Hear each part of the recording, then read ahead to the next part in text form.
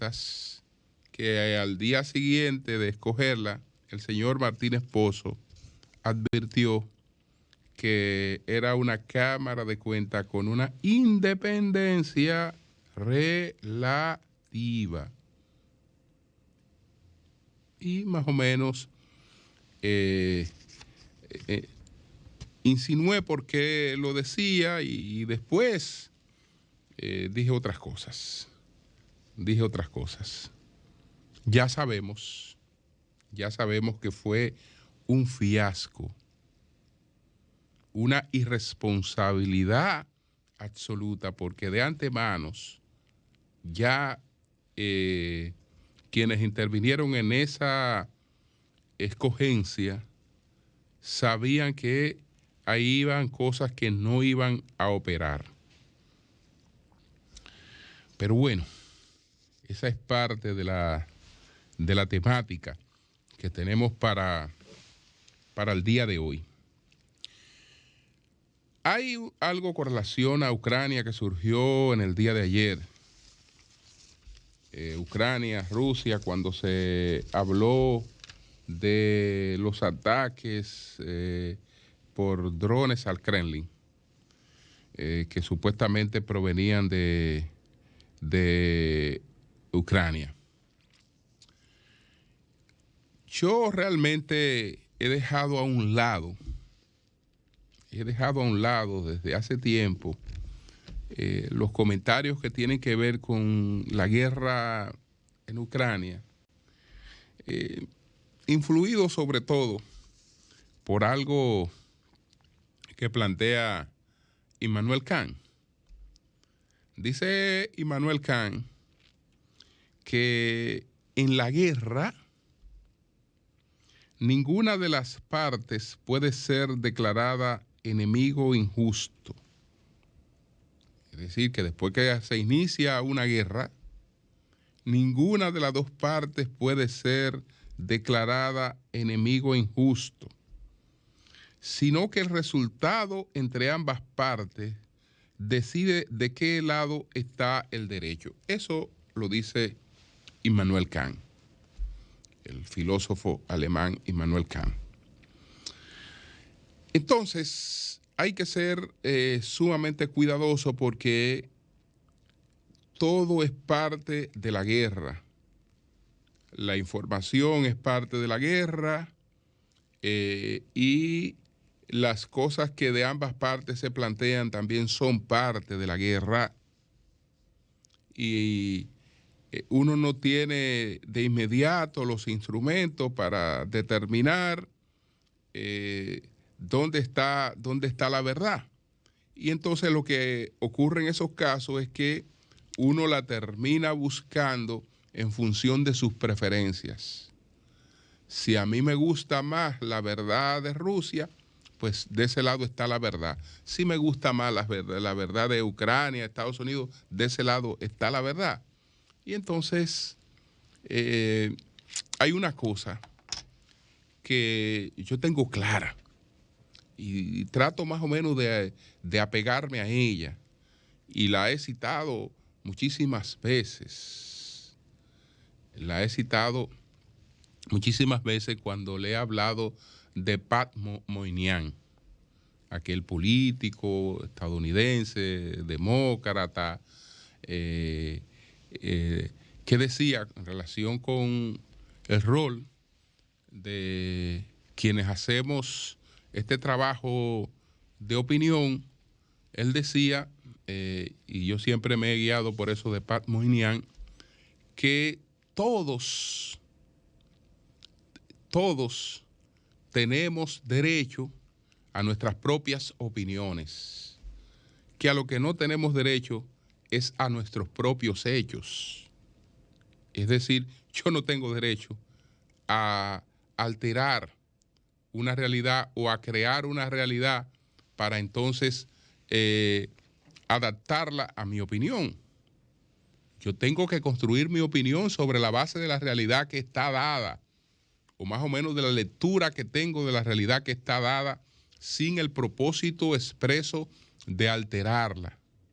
Por eso, cuando surgen situaciones como esta que se ha dado ahora en Estados Unidos con el comunicador de Fox, Tucker Carlson, a mí no me quita el sueño eso, pero absolutamente para nada, porque cuando vemos los elementos, vemos que se trata de alguien que para construir sus opiniones tiene que alterar los hechos, que para apoyar a una causa tiene que hacerlo sobre la base de mentir, de alterar los hechos.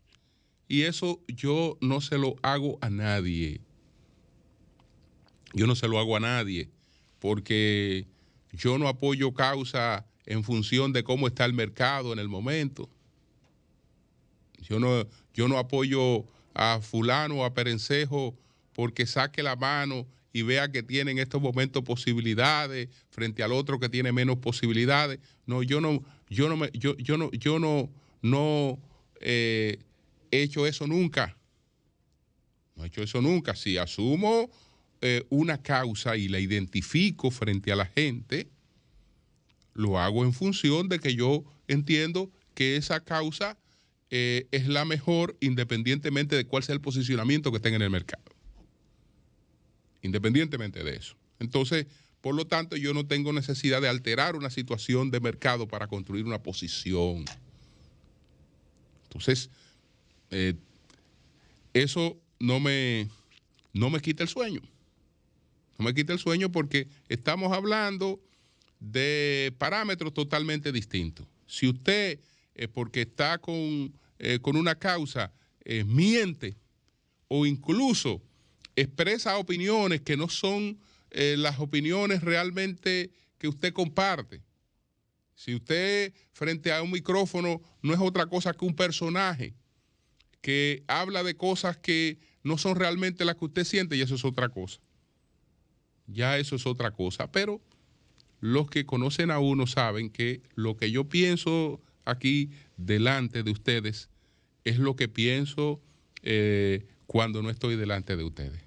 Y que yo no soy un personaje, es decir, yo no tengo unas posiciones de la de un personaje, porque no me siento un personaje.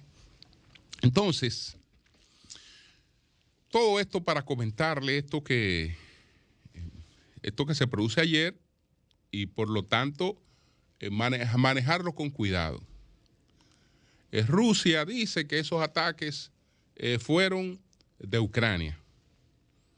Esos ataques fueron de Ucrania. Ucrania dice que no.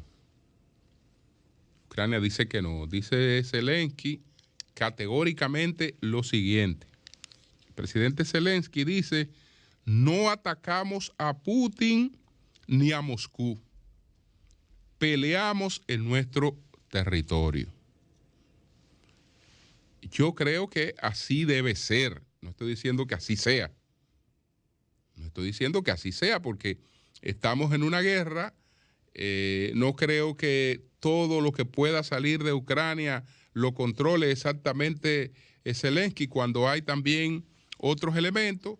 Pero un ataque como ese pues altera totalmente la legitimidad de Ucrania. Ucrania hasta ahora cuenta con una legitimidad en el mundo porque es un país que se está defendiendo de una invasión extranjera. Eso es distinto a convertirse en un país que está atacando territorio extranjero. Eso es muy distinto. Si Ucrania se zafa de esa legitimidad, pues solamente pierde Ucrania. Solamente pierde Ucrania. Entonces, no sé qué sentido tendría esto, pero hay que observarlo. Hay que observarlo porque es que, caramba, eso es un ataque de Ucrania. Un ataque de Ucrania. Por lo menos dudémoslo. Dudémoslo. Pongámoslo en duda, por lo menos. En duda. Porque eso afecta totalmente la legitimidad de Ucrania frente a la lucha, al desangramiento en el que está metida. Entonces, hay que recordar también cosas similares. Hay un líder egipcio, probablemente la figura, digamos, del mundo árabe que haya alcanzado el mayor prestigio. El líder realmente, el único líder importante, aglutinador que ha tenido el mundo árabe es el presidente egipcio Gamal Abdel Nasser. El presidente Nasser incluso fue el creador, fue el fundador de la República Árabe Unida. Es decir, él convirtió a Egipto en la cabeza de la República Árabe Unida y con otros países árabes formó la República Árabe Unida, que después la anuló su sucesor y se concentró más en la política interna. Pero el presidente Gamal tenía, digamos, pretensiones panárabes. Él buscaba la unidad del mundo árabe y él era el líder de ese mundo árabe que él buscaba aglutinar. Bueno, él en una oportunidad está hablando en un meeting y se produjeron 9 disparos hacia la tribuna o cerca de la tribuna, y el presidente Gamal continuó su discurso a pesar de los 9 disparos. El hombre habló y terminó su discurso, y en medio de los disparos el presidente Gamal dijo: mátenme, mátenme, maten a Gamal, que si me matan a mí, en cada egipcio surgirá un Gamal. Y desde luego eso conmocionó a todo el mundo árabe, la valentía de aquel hombre y cómo se comportó frente a ese acontecimiento. Después resulta que surgieron serias dudas sobre la procedencia de los disparos que se produjeron en medio del discurso del presidente Gamal, que ni siquiera interrumpió el discurso, porque no es que el hombre salga corriendo, pero caramba, si le están entrando a tiro a la tribuna, él no va a terminar el discurso. Entonces, hay que tener cuidado con esto. Putin, en los inicios de su gobierno, cuando todavía su liderazgo no tenía ese afianzamiento que consiguió después, enfrentó unos supuestos ataques terroristas. Y después surgieron dudas sobre la procedencia de esos ataques terroristas. Cuando él estaba en el conflicto con los chechenos, etcétera. Después surgieron dudas de eso, de cuál había sido realmente la procedencia de esos ataques. Hasta ahora tenemos entonces esta versión, la rusa, que dice que recibió estos ataques, y Zelensky, que dice que Ucrania limita su lucha a la defensa de su territorio, que fuera de ahí no busca absolutamente nada ni tiene ningún otro objetivo. Eso es lo que se ha dicho. Entonces, señores, bueno,